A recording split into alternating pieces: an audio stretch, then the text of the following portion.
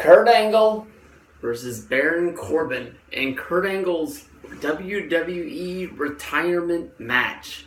I know last week in the video I made about this, I pretty much bashed it, basically saying that Baron Corbin was almost the worst name that WWE could have came with. But Angle wrestled a lot of matches on his way out. He wrestled on Raw and on SmackDown. He's wrestled matches against Rey Mysterio, AJ Styles, Apollo Crews.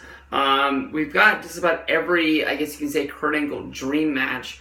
Even though the Styles versus Angle match was busted up by Randy Orton, I think that's almost what everybody was expecting, especially with the fact that Kurt Angle is going to be wrestling twice a week on his way to his last match. I know that the last match is the last match, but he's got to leave something in the tank for him to get there.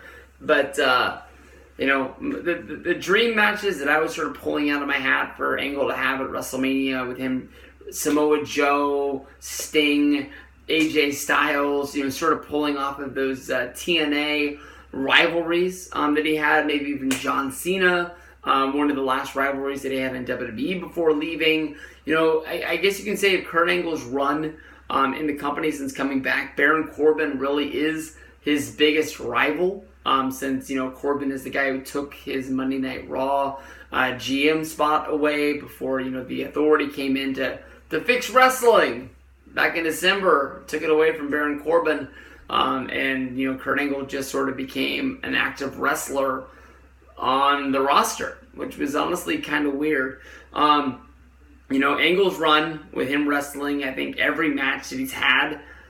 I don't know how to say this. I'll just come out and say it. And if it's not the way it was, I apologize. But every match Angle's had in WWE, the bar honestly has been lowered. I think we're at the perfect time for Kurt Angle to be calling it a career.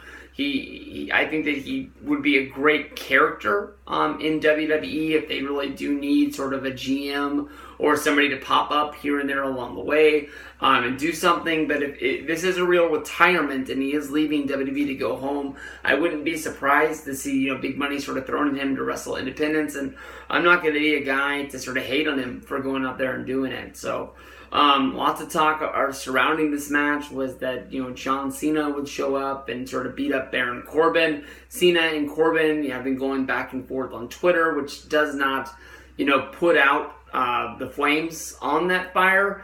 But the big names that follow wrestling and are our words of what's going on behind the scenes swear to us that there is no ties between Kurt Angle and John Cena at WrestleMania. I think that just Cena is jealous that he didn't get this spot, and whatever Cena's going to be doing, that's going to be one of the biggest mysteries in this next week leading into WrestleMania 35. I'm just hoping it's not going to be something involving that concert with Elias.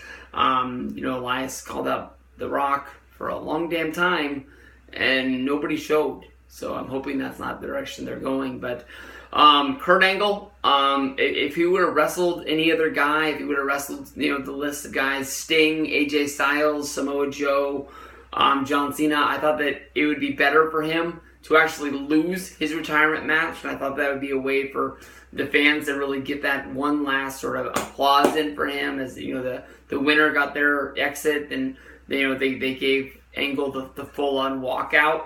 To end his career as he waved everybody, and he didn't get the "you suck" sort of chant. He just had people cheering along with him.